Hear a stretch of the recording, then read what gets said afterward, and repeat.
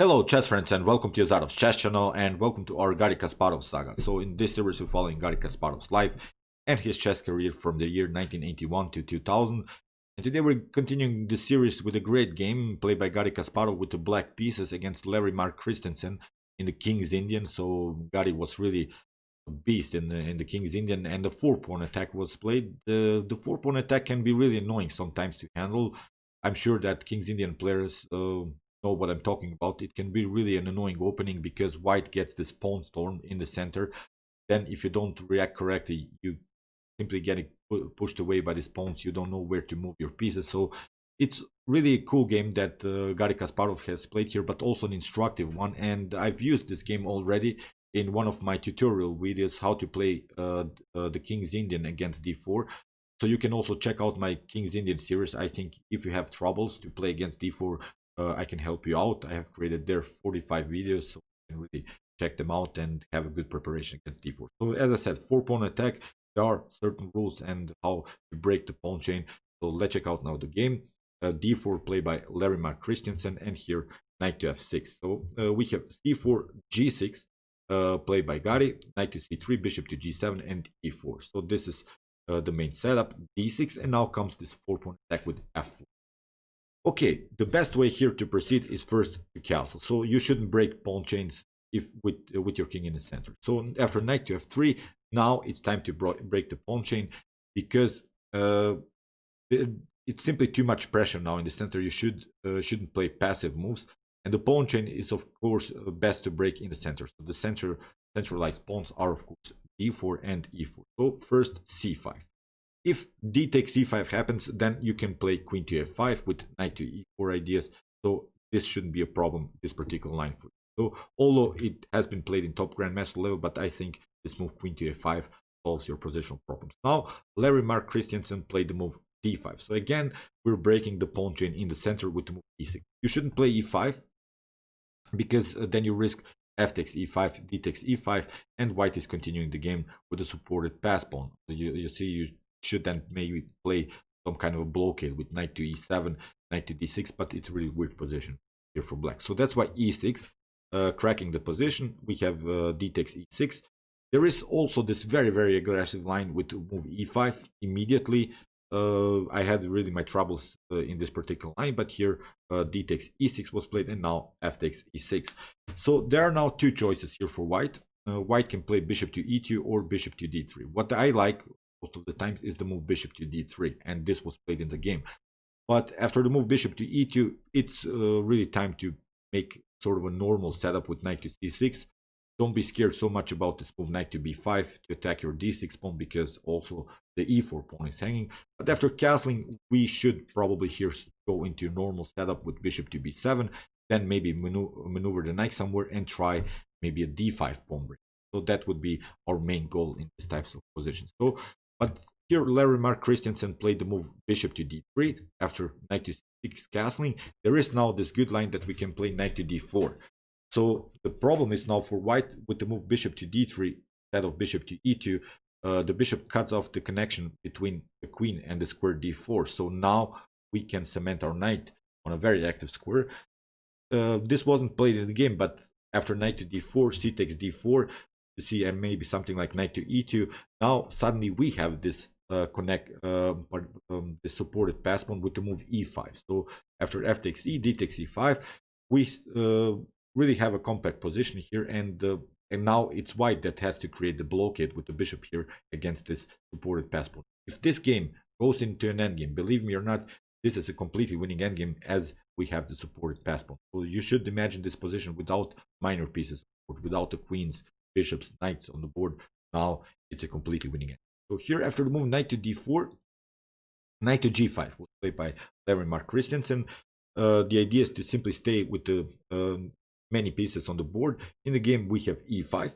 Now Garry Kasparov is trying to really break all of the pawns that are in the center. Here f5 was played. Maybe a better idea is simply to take f takes e5, d takes e5. It will be an equal game. But after f5, there is now really a cool way how to get ourselves a pawn storm. It's really a funny thing that white has started the game with the pawn storm, with the central pawn storm. Now it's time to grab the center back with our potential pawn storm. Here h6 was played. After knight to h3, g takes f5, now e takes f5. And here I want you to stop a little bit and try to find really a great move that you can play in this particular position. It's a move that really steals away the whole center from white's. First of all, we should realize where is white's pawn, the only pawn that white has in the center, and it's of course the pawn on c4. So now Garry Kasparov plays the move b5. It is a gambit line. If white plays, for instance, c takes b5, this wasn't played in the game, but now you have the move d4, d5. That's the cool thing about this setup. We can really get this pawn storm now for ourselves, and now play something like e4, maybe d4. Then afterwards, we're really kicking away all of the minor pieces of white. Here in the game, Larry Mark Christiansen played the move bishop to e3, so he didn't accept Garry Kasparov's challenge. He tried to simply develop his minor piece, and here Garry Kasparov says, okay, if you don't want to take it, I want to take it. Bishop to c4, and now there is a mistake you could make. It's the move d5.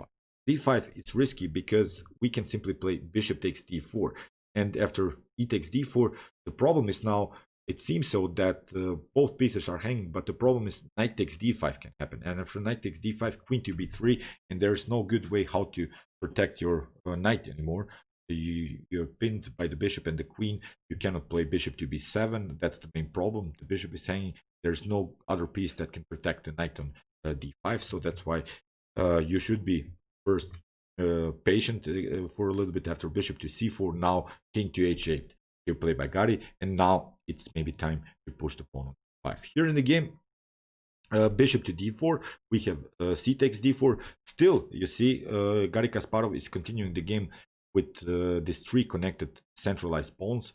Now the d5 idea could work, but still, first of all, d4 comes with tempo on the knight on c3. We have knight to d5, and here Garry Kasparov plays a great move.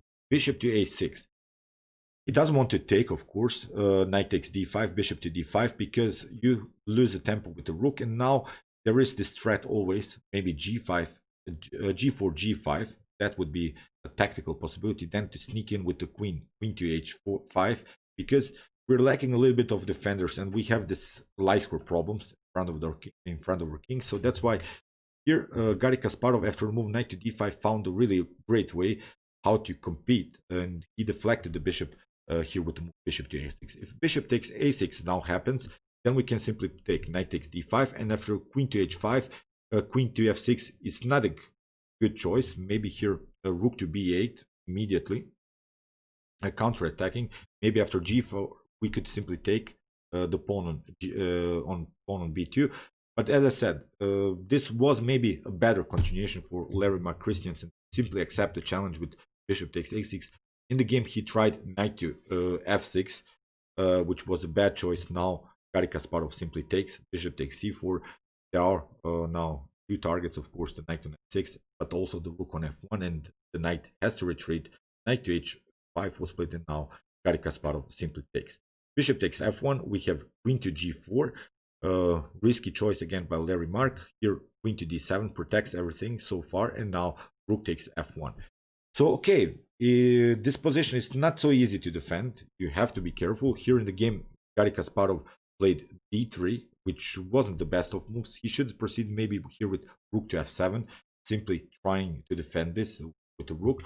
He tried d3, queen to f3, and now d2. He's trying to deflect the queen, of course, from the attack, because at least we can use this pawn and somehow annoy white a little bit, that he's a little bit stuck with his pieces to the defense of promotion. So here Larry Mark Christiansen tried g4, but now rook to c8. We have queen to d3. Again, not the most accurate move here by Larry Mark Christiansen. Maybe knight to f2, trying to maneuver the knight somewhere. Knight to e4, again trying maybe this g5 pawn breakthrough. And with this move knight to f2, at least you have protected also this d1 square.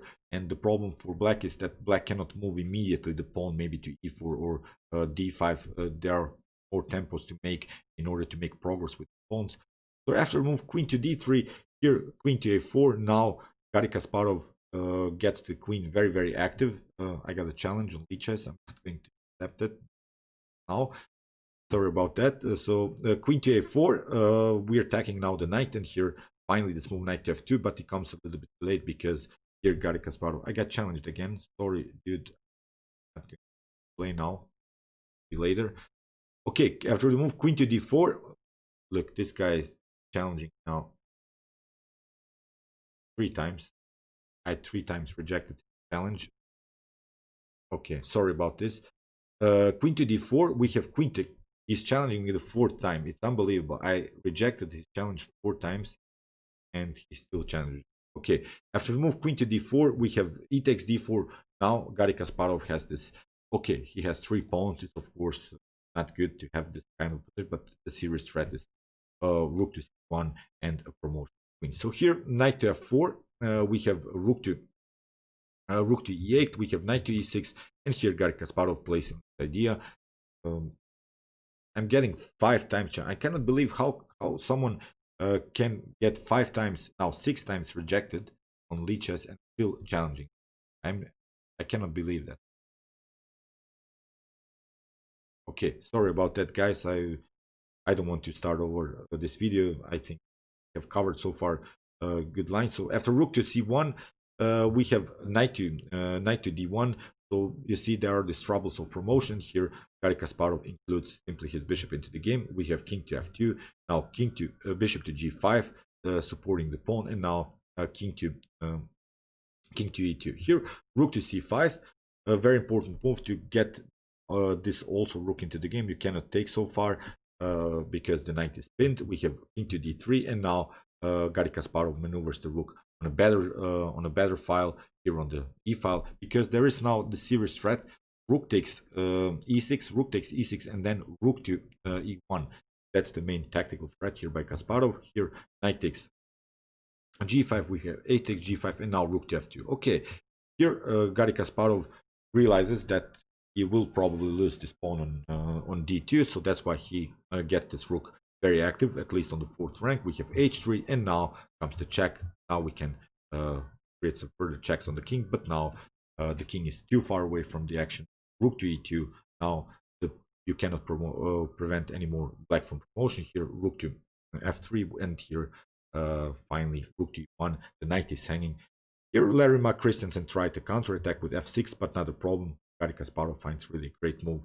Rook to f4, and in this position white resigned. Here rook to d1 happen if you move the knight, of course, and you can maybe trade off these rooks, but the king can come into the game and save the position because this pawn cannot be promoted. So okay, great game. You saw these ideas in this 4-pawn attack, this b5 first, then you get the pawn central control with yourself, with your own pieces. Great attacking game again by the legendary beast from Baku. I hope you enjoyed this game because it was really an instructive game. As I said, if you have troubles to play against d4, check out my Kings India series. Here's the link. And if you want to see more games played by Garry Kasparov, check out also Garry Kasparov saga. Here's the link. And if you like my content, you can also subscribe to my channel. See you soon with some more videos, and chess is the best.